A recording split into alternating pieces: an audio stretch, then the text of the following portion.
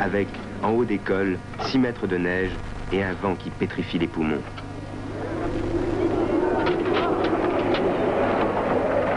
Pourtant, il passe.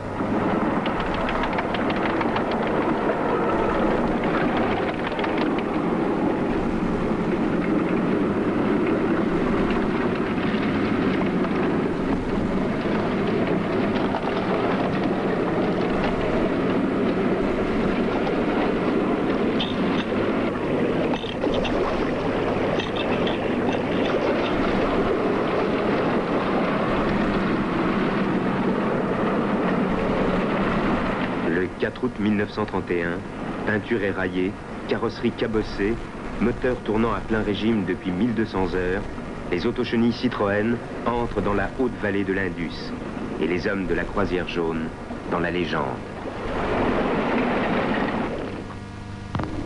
La haute vallée de l'Indus, à près de 1500 mètres d'altitude, offre une halte accueillante, Gilgit.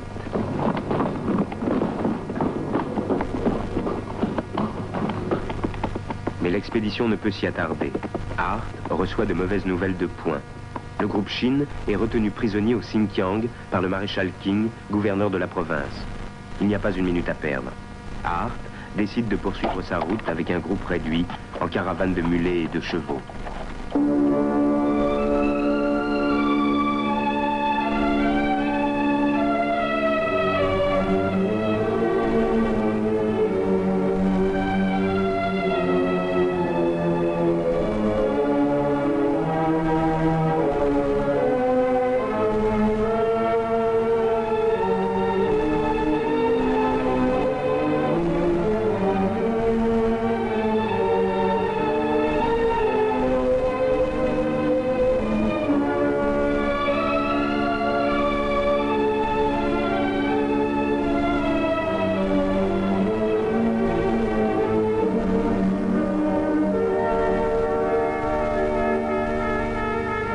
Dans tous les pays du monde, les mères ont le même sourire, les enfants les mêmes jeux.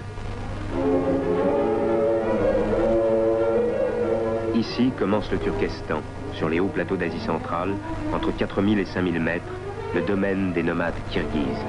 Hart ne s'arrête pas. On monte encore plus haut. Les chameaux remplacent les chevaux. Hart presse sans cesse le mouvement.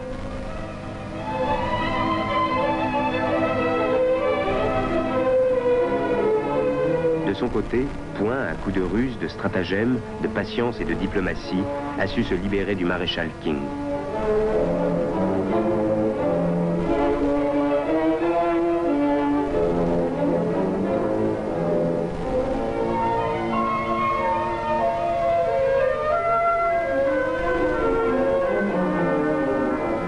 Le 8 octobre, les deux groupes font leur jonction à Aksu. Après 7 mois d'efforts, la croisière jaune est en Chine. Victor Point et Georges-Marie Hart. Audouin-Dubreuil et Petropavlovski. Aquin et Lefebvre. Le docteur Delastre et le mécanicien Balourdet. Williams, le géographe. Le peintre Yakovlev, le père Teilhard de Chardin.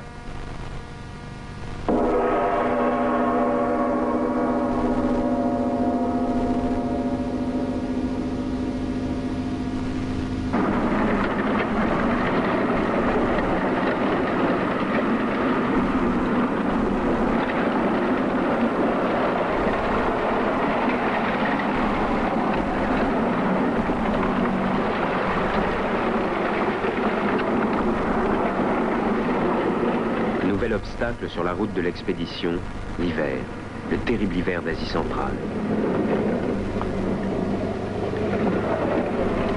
L'hiver est le fleuve jaune, le Huanghe aux 1000 bras qu'il faut traverser et retraverser.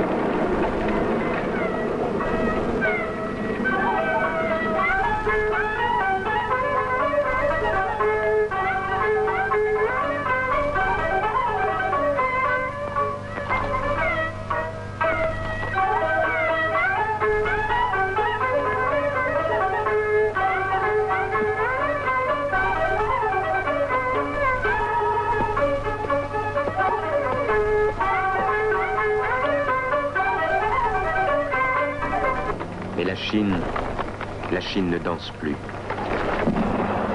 En Chine, c'est l'hiver. En Chine, c'est la guerre.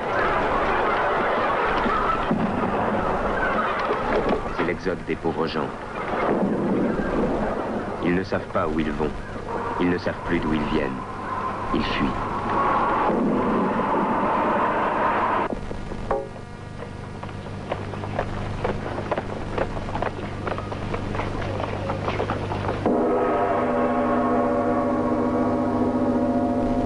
À l'écart des combats, à 20 km de Pékin, sur la route de Mongolie, les animaux et les guerriers de pierre veillent depuis 5 siècles sur les tombeaux des 13 empereurs Ming.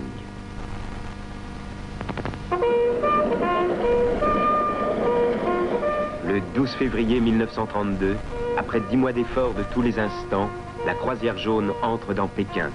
D'une extrémité à l'autre de l'Asie, elle a parcouru 12 115 km. C'est la fin du voyage. Mais Hart, épuisé, meurt le 16 mars 1932, à 48 ans. André Citroën, câble de Paris, ramenez en France le corps de votre chef. L'homme est mort, mais l'œuvre reste.